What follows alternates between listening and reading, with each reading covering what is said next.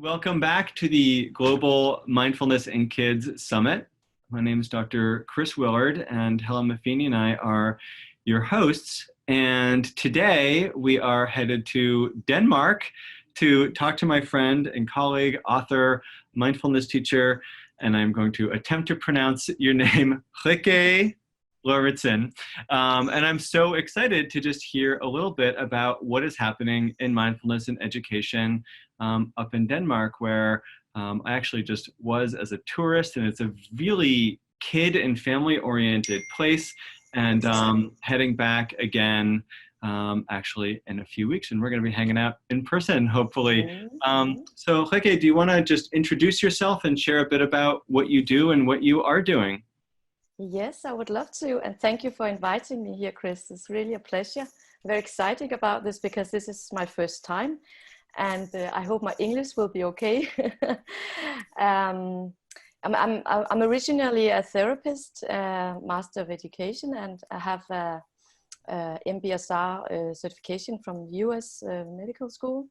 And I've been teaching mindfulness for 10 years or more for adults, patients of all kinds of populations. And some years ago, I started teaching school teachers and pedagogues, and they were more and more interested in how do we offer this to our students. And I didn't know at that time, but the question kept hanging because they were telling me stories about how the students actually also benefited from the teachers' mindfulness. Mm-hmm. And I thought that was so touching. And as nothing was done at that time, I actually applied the Ministry of Education for a fund. Mm-hmm. And we got $500,000 to develop a mindfulness program. Wow. Which I actually believe was the first Danish mindfulness program. And we applied for this money to make an e-learning program. Wonderful. So we actually have an e-learning program with a functional app mm-hmm. for youth, which is called Mindful School app. Mm-hmm. And this is available for everybody because we develop it with the Mindfulness Association in Denmark. Yeah. And now it is online and free for everyone to use it. Yeah. So that was like back some years ago, and things are moving quickly also in this domain. And so after I made this program, teachers were calling and they wanted to have teacher training. So that was like the next step for me, was to how do I teach the teachers? And so for 2 years we had a teacher training program. Wow. Which I founded, and with some other co-teachers, and a lot of kids yoga we entered to this program. Mm-hmm. So the program is basically based on my experience for many years as an MBSR teacher, and I took the best exercises from the Mindful School mm-hmm. curriculum, and for the English.B and MindUp, I just took them all, and I saw what can we use in the Danish context, right? In the Danish content, and that is actually what I think today is the most interesting to talk about, maybe, is how it adapts in different cultural contexts, because it's not the same. What I really discovered is that if we are to apply an intervention or a program from the US or UK, we get into some problems mm-hmm. and some dilemmas, yeah. I think. Right. And I think the Danish school system, like any other school system in this world, is specific and has traditions. Right. And these traditions, I find, is so rooted into the schools and the teachers. Mm-hmm. And for instance, in Denmark, we are not top directed at all. We are so democratic in any ways. Mm-hmm. So something that would become as a curriculum, something that you need to do this in this order. Right. I just know from the beginning, and I always knew this is not going to work. We have to make a version of it that really addresses to the Danish schools, right. And can be blended into the school teachers' life, daily life, and the students' life. Yeah. So I think that's the knowledge that I hold today that is actually most interesting, because it means that in my new book I have made a teacher instruction which comes around all these different topics about for the teachers, really handmade for the teacher, based on all these different questions and dilemmas and challenges, and also of course benefits, all the good and the bads, from these teacher training programs, and from the teachers telling what works with the students and what doesn't work. Where do we find the problems? Right. And I think that's for me, that's something very interesting and very valuable, because that's something you can't just, I couldn't read it in a book. I needed to go out in the field and live it. Yeah. And I think, I mean, one of the reasons for this online summit is to get ideas from people that are adapting so many ideas in so many different contexts. And I think there is often that, I mean, there are so many wonderful curricula out there, right? Many from the US, many from the UK, but those are really culturally specific. And even within the US and the UK, I think people feel like, well, how's this going to work in my school?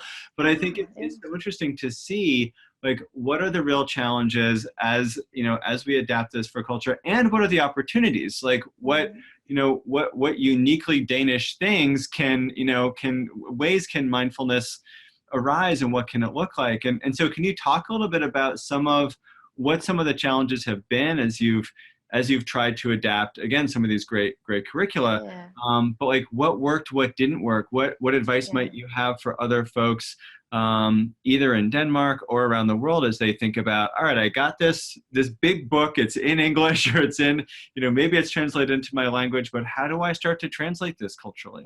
Yeah. And that is actually my aim of writing this book for kids, for school. This is actually a book for school kids. Wonderful. But it's just as much for the teacher. But it's first of all for the kids. Books that are for everybody. Yeah.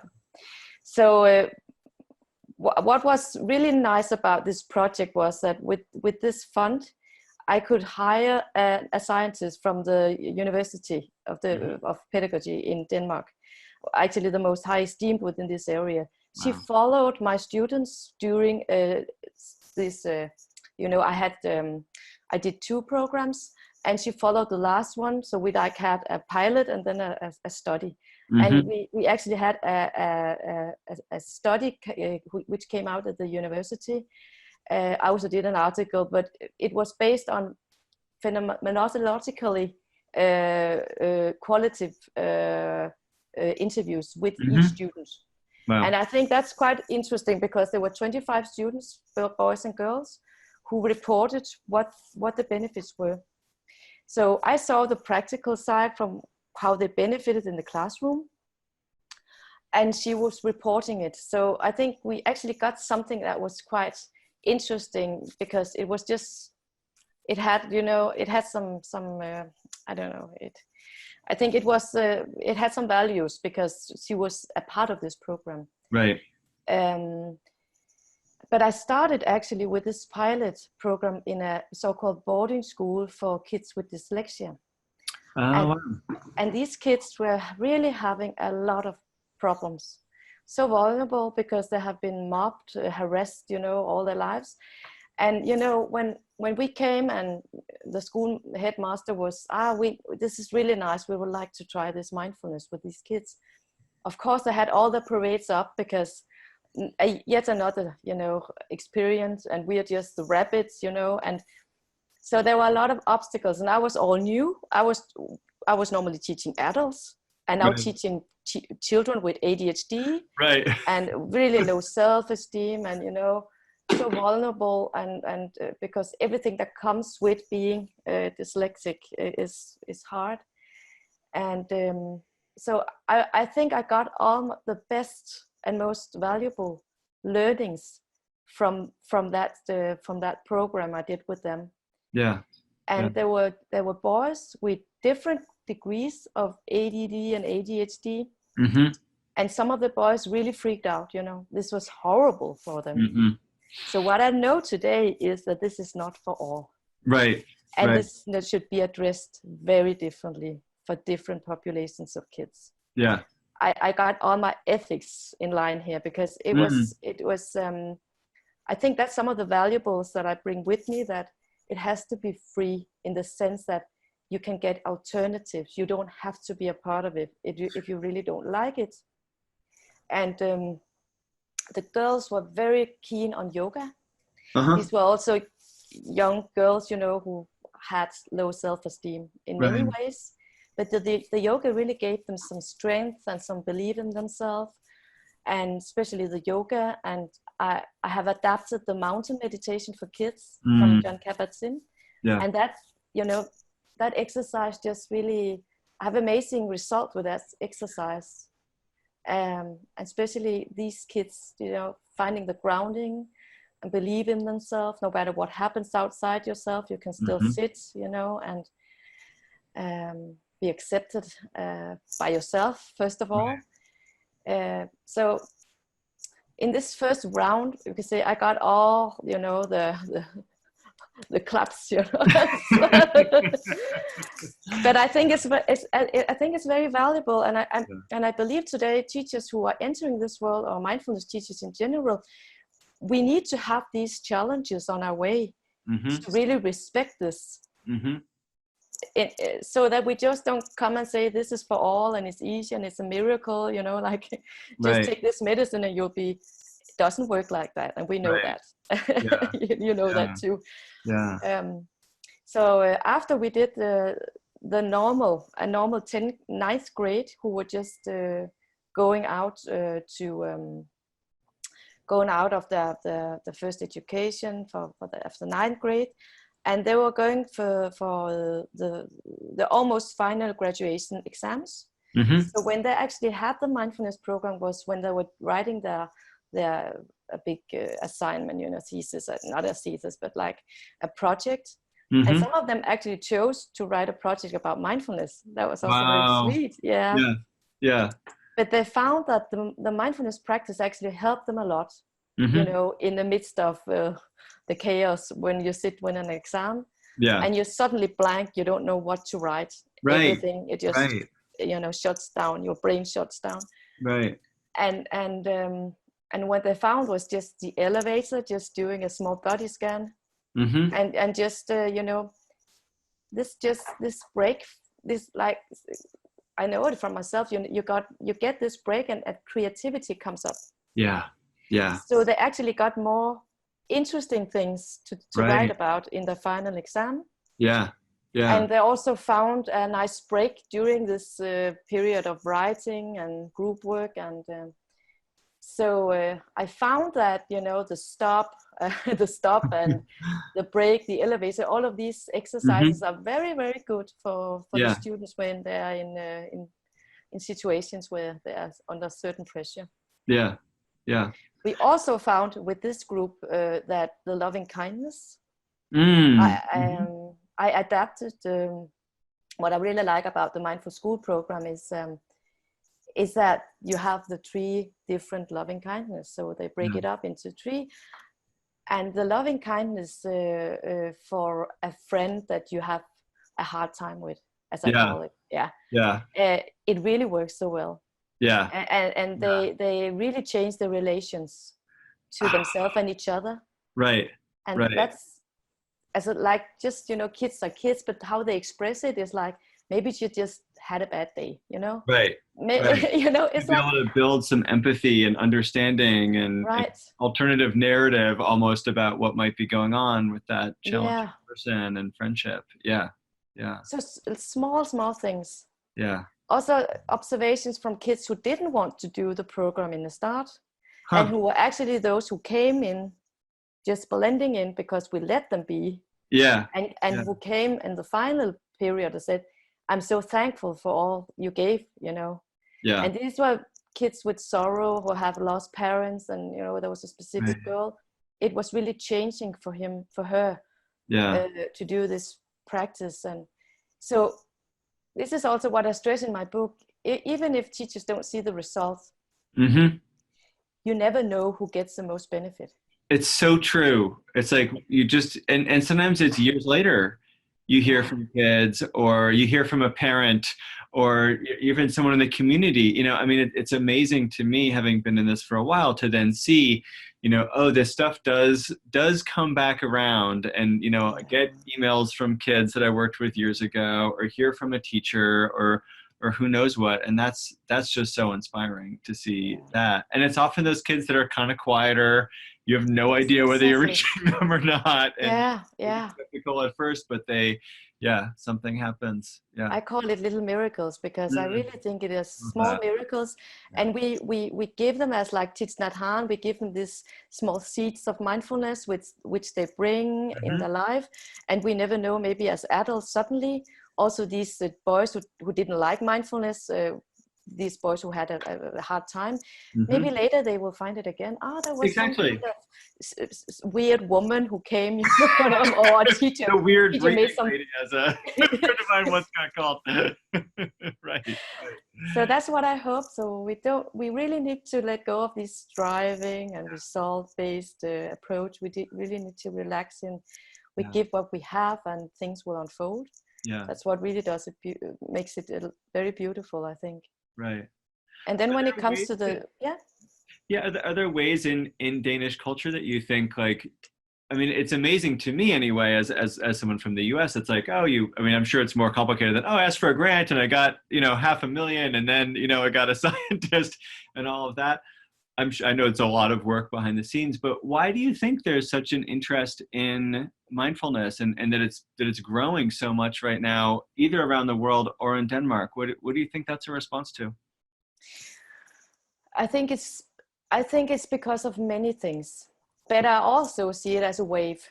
Like MBSR is a wave, I see that within the school area, you have a lot of models and theories and new approaches that comes in and out. So that's also one of my key points, that maybe mindfulness will also change and be blended into something else. We talk about a lot, neuroaffective methods and all new things in Denmark. And I think mindfulness will be more a part that will blend in to what actually exists. So maybe we shouldn't be so keen on, like, it has to be mindfulness, because presence and awareness, you can bring it into everything. Right. So it's popular, and it is needed. The kids really like it in general. Yeah. The teachers really like it in general. But we have to address it and be clever when we address it, so that it doesn't become another, trend that another trend.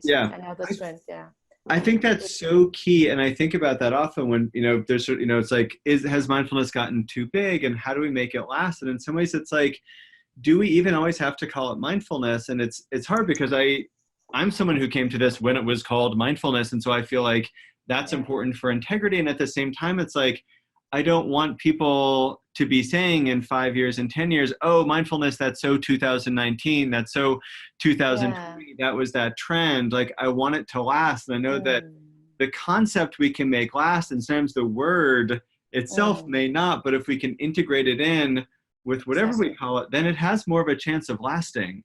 And so I think it's a really complicated tension. And even with kids I work with, I sometimes I do some of these simple exercises or guided visualizations or practices. And I had a kid once say, I asked them if they'd ever done mindfulness, and like, when I was in the hospital, they made us do all this stupid mindfulness stuff. And I was like, that's what I'm doing with you. I just haven't called it mindfulness. And so it's like, sometimes it's like, sneak the vegetables in, but these concepts are also attention, awareness, compassion, loving kindness. We want these abilities, these skills, these values, regardless of what we call it. And so I think that's going to be a really interesting tension going forward in terms of, like, when this does become, mindfulness, that was that thing. It's like, no, there's still so much value, however we call this. And that's exactly my point when I say that we need to go into what already exists and like expand on that. And for instance, in Denmark, we had a family therapist who just recently died. He made an amazing wave, which is called relational competence. He and another psychologist, Wow. he's called Jesper Juhl. I like to honor his name right now. Mm-hmm. He actually made this new movement of going from authority, what he called from obedience to a respectful, Right, concept. authoritarian to authoritative, maybe. Yeah. Yeah. And it was a wave in the 70s, 80s, Mm-hmm. and it still lives. And that actually entered the Danish school and the teacher colleges. Mm-hmm. So today, as a new teacher, you all have written all the books about relational competence. Mm-hmm. And relational competence is actually how we are addressing mindfulness also very much in the Danish system now, because people know it. Right. And a lot of these people who started relational competence are meditators. So it fits. Right. It fits very good. Right. And they did a program or a study of 4 years of teacher students at University College VIA, where they offered these mindfulness practices to the teachers, students, and that they did a study about that for how they were also relating to the teacher identity and so on. So we have studies, that is based on relational competence. And when I read the MBI tag, I'm very fond of the MBI tag from Oxford. And there was this MBI tag teach, which is also launched from the .P program, where you can evaluate, assess, the good mindfulness teaching. So from these 6 competences, main competences, we have relational competence. And that speaks directly into what we are used to talking about. Right. So we have to be wise and, answer things that people already know. Right. So it's something we add to what already works good. Right. I think. Right. And when it comes to the teachers, we also need to be very aware that they have, the Danish legislation, school legislation says that all the students should have 5 minutes of exercise after each class. This is something new. Oh my gosh. Yeah. So and when and we have we actually have what is called learning supporting classes. Wow. So you don't have we will never, and I was actually quoted in a newspaper once, mindfulness on the school schemata. Never, never in my lifetime, I think that's going to happen. But mindfulness as a learning supportive activity, then we're talking, because that's in the school legislation. Yeah. That is what they're offered. And instead of running around the school, maybe they should just bring 5 minutes to look in to themselves. Or 15 minutes blended in the class. Right. Right. And that's actually why I day between classes and transitions and absolutely breaks. Yeah. That's what I believe in today. More than 45 minutes mindfulness class. Yeah. Absolutely. And then we have something that's called the time of the class, which is actually 1 hour a week, where the class can be. We always had it. Also, when I was a kid, then it's called the hour of the class, but now it's the time of the class, and it's about the thriving of the class. Are everybody thriving? Are everybody feeling good in this class? And many of the teachers that I have trained, they say this is perfect for this time of the class. Yeah. Here we can do mindfulness.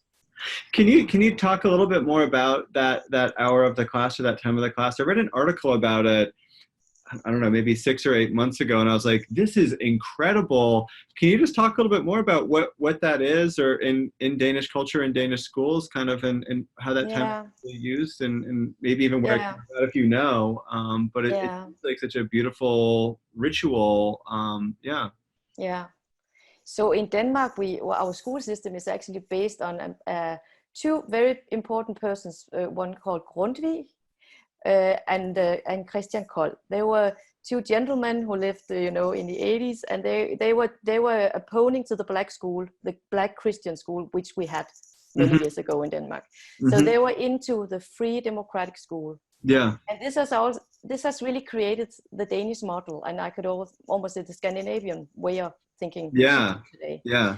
And so the time of the class is really the democratic hour of the class, where we talk about what's going on in the class. How are we? Right. Do we have any problems? And we have thriving experts, actually. We call it thriving counselors. And they have special, they have the special assignments in the school, because they're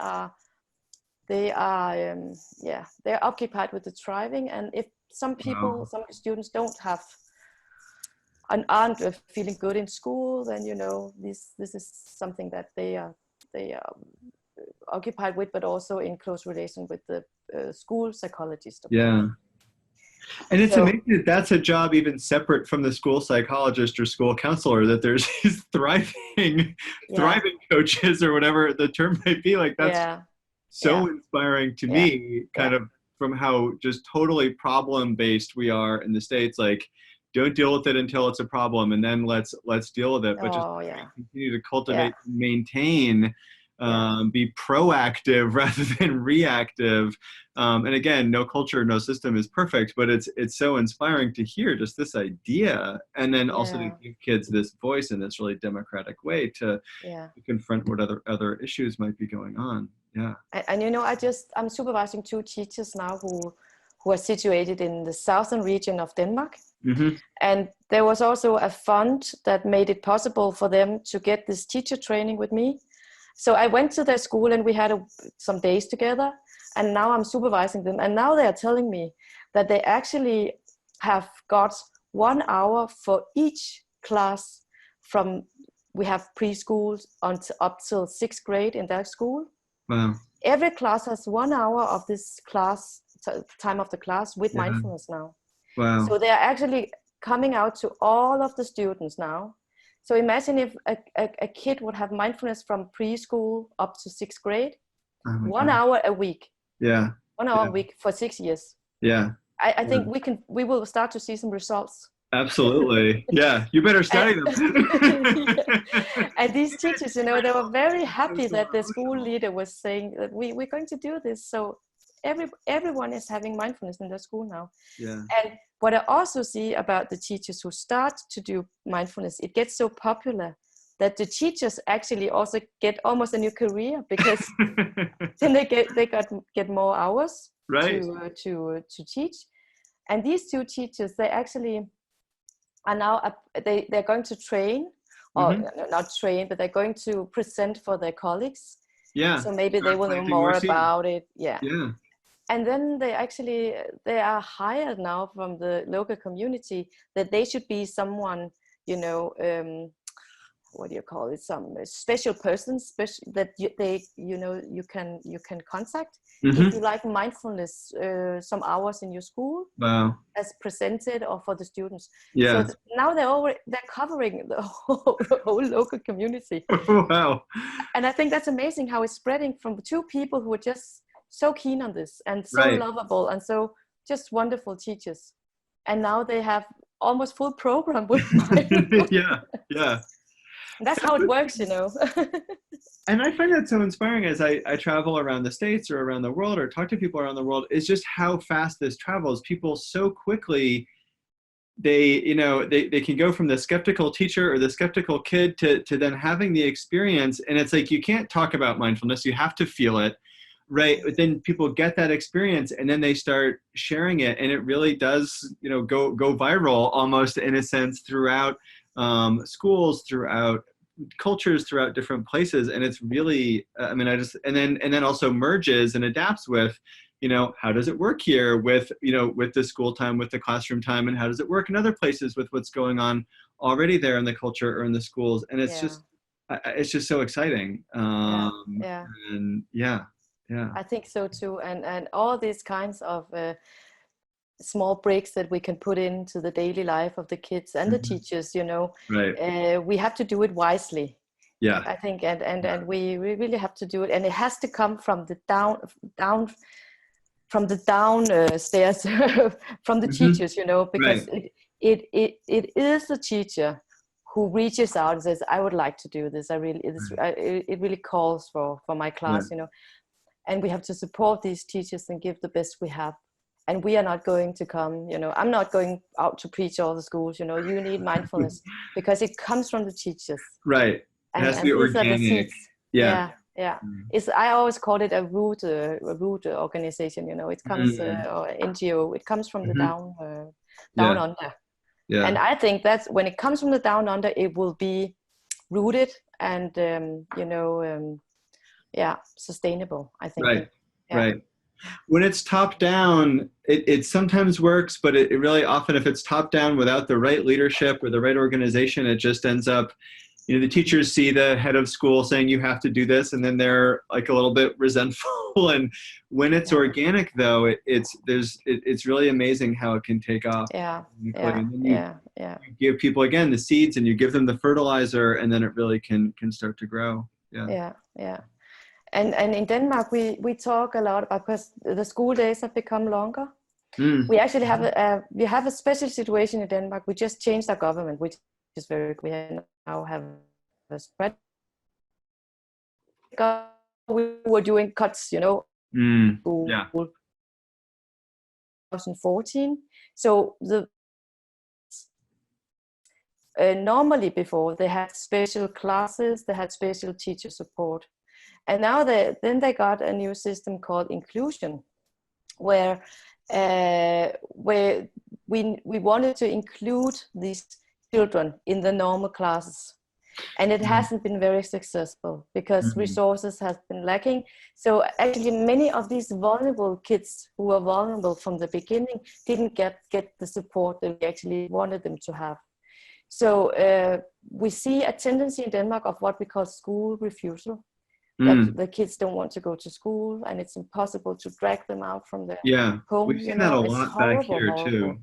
Yeah. And these are actually the kids who have always, you've seen that a lot, So actually we talk about Denmark also methods, when it comes to school refusal. And I was just recently at a conference where the experts said, what really works is the community, the classroom. And you were talking about that works, that's been effective is bringing the community in to help those kids that are having the school refusal or struggling to get to school. We're trying to find methods, to approach this problem. And it's just to say that in Denmark, it's not just that everything is pink and wonderful. We also have problems. There are longer school days. There are national tests. So that's why we are talking a lot about, and especially we are talking about, thriving and the social thing that also comes, even, what we just call, basing mastering your life. I don't know what you call it in English. So I think you call it resilience. Life skills or something. But resilience for me is something a little bit life skills. We actually see that some of the kids need life skills, because it becomes more individual. So there are a lot of topics up in Denmark about kids and how the school system works. And in my opinion, a lot of them talks into mindfulness, but we have to call it like community, being a good school friend, and and that's actually what, when it comes to my book, this is actually called presence and the social skills. How we can be together in a nice way, and it's about a dog because the dog has all these competences by nature. Can you show us the very book social and guide us through it? Very loving. It's about a dog, and actually I started with an English title, and I hope it's going to be out in English, and then it will be called Mind the Dog. I hope someday I will find a publisher. It just came out in Denmark, so not in a rush. But it's actually a cartoon, so there are a lot of small cartoons, situations about the dog, the nature of the dog. And then there's topics you need to talk about in the class, and then you got all the different exercises. Nice. So I have like 24 exercises. And for instance, we have also a part of the book about the brain. Oh, wonderful. This is actually the sun salutation for dogs. I love it. So it has all kinds of different exercises and topics to talk about.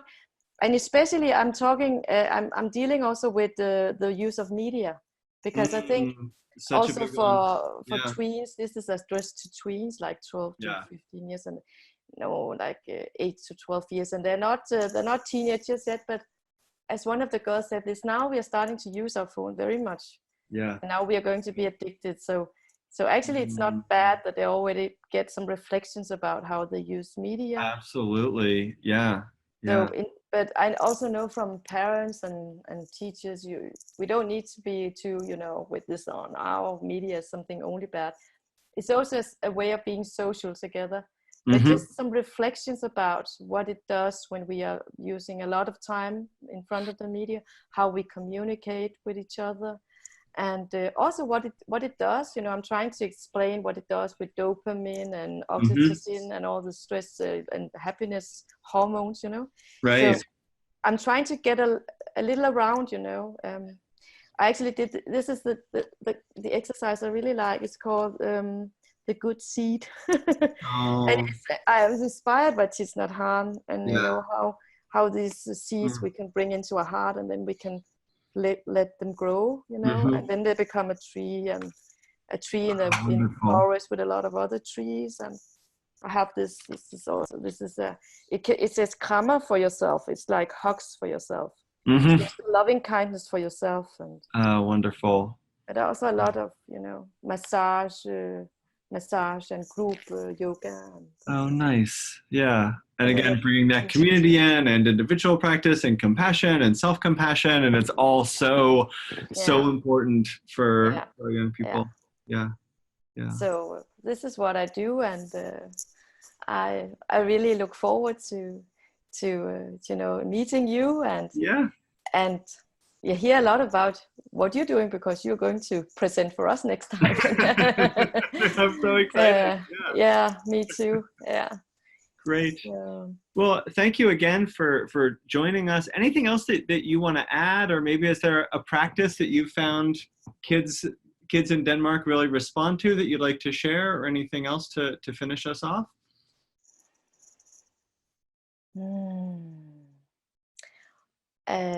What I found is actually to start the school day with what we call the weather forecast. I think that's just a wonderful way of starting the day, Yeah. And I'm not going to guide it here, but just to tell that when they come in and they sit in a circle, and everybody just get these 5 minutes just to settle in. Yeah. And maybe also naming what's in my mind and my body this morning. Does anybody have birthday? Are some people ill that we can send some nice thoughts to? And just starting the day like this, I've heard from the teachers that it really works well. And I think there's so much social emotional learning in that. And I like the thought of starting the day with just a small tuning in. And and also another thing I was thinking is that the teachers report a lot that when they enter mindfulness, there are some kinds of good ceremonies, rituals. We use the bell a lot, of course, but also how they're welcomed in the class, how they're tuning in, but also how they're tuning out. And a lot of people feel that after mindfulness, they just go straight out to the schoolyard, and it's so noisy and stressful. And the teachers actually go to the teacher's room with a lot of stress and noise. Right, and drama. Yeah. So I think this after mindfulness is also something that we should name. Yeah, absolutely. Yeah. Absolutely. Reintegration, or can you bring this mindfulness to the next thing in some way? And Yeah. So Well, thank you again. And how can people learn more about you? Do you have a website? The name of the book is Mindful Dog in English, and hopefully we'll get an English translation, and you and I should chat about that. But in Danish, can you? In Danish it's called Mindfulness on 4 Paws. Yeah, and in English, when it comes one day, I hope it's going to be Mind the Dog. But for now, and my website is mindfulnessinskool.com in Danish. Mindfulnessinskolen.com, and then you can learn more about my teaching program and teacher. Yeah. So great. yes. All right. Well, thank you again so much, and we'll be in touch. Yes, we will. Thank you, Chris. Bye-bye. Take care. Bye-bye. Bye.